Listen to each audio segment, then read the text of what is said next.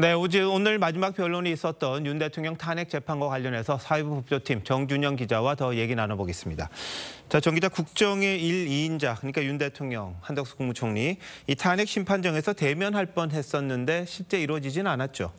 네, 재판 시작 전부터 피청구인석에 앉아 있었던 윤 대통령은 잠시 대리인들과 귓속말을 한 뒤 손짓으로 대리인 한 명을 불러서 자신의 자리에 대신 앉혔습니다. 그리고는 3시 4분쯤 심판정에서 나갔습니다. 한 총리가 3시 8분쯤 심판정에 들어왔기 때문에 두 사람은 마주치지 않았습니다.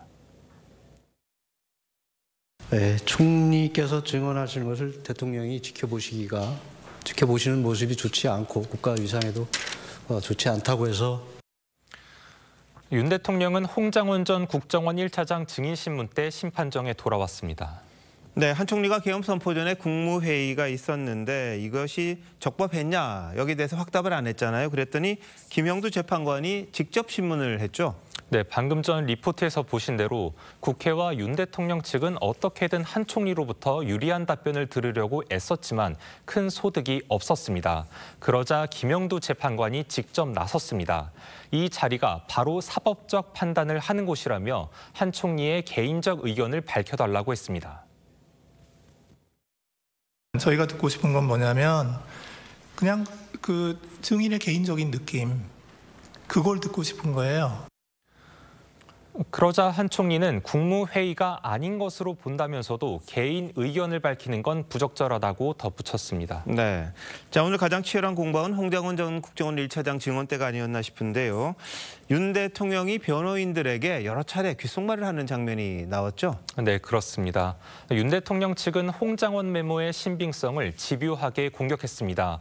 이때 윤 대통령은 변호사들에게 메모를 건네면서 질문 방향을 잡아주기도 했습니다. 앞에서 이건 미친 짓이다 하고 적다 말았다고 했는데 굳이 이 메모를 다시 정서시킨 이유는 무엇입니까? 그리고 지난번 변론에서 국회 측이 공개한 조태용 국정원장과 김건희 여사 간 문자 메시지에 대해서도 직접 언급했습니다. 원래 휴대폰을 다 없애버렸기 때문에 저는 그 통화 내역이 어떤 건지 사실 좀 궁금합니다.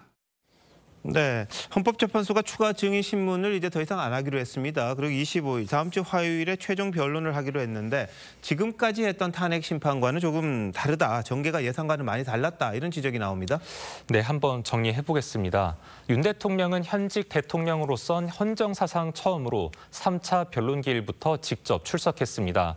이때부터 재판 양상이 사뭇 달라지기 시작했습니다. 김용현 전 국방장관, 이진우 전 수방사령관, 김현태 707 특임단장, 김봉식 전 서울경찰청장 등 주요 증인들이 이전에 수사기관이나 국회 등에서 했던 것과 다른 증언들을 했습니다. 이들은 대체로 윤 대통령이 국회의원을 끌어내라거나 정치인 체포를 지시한 적이 없다는 뉘앙스로 발언했습니다. 반면 홍장원 전 차장과 곽종근 전 특전사령관, 조성현 수방사 1경비단장은 국회에서 의원을 끌어내라거나 정치인 체포 지시가 있었다고 증언했습니다.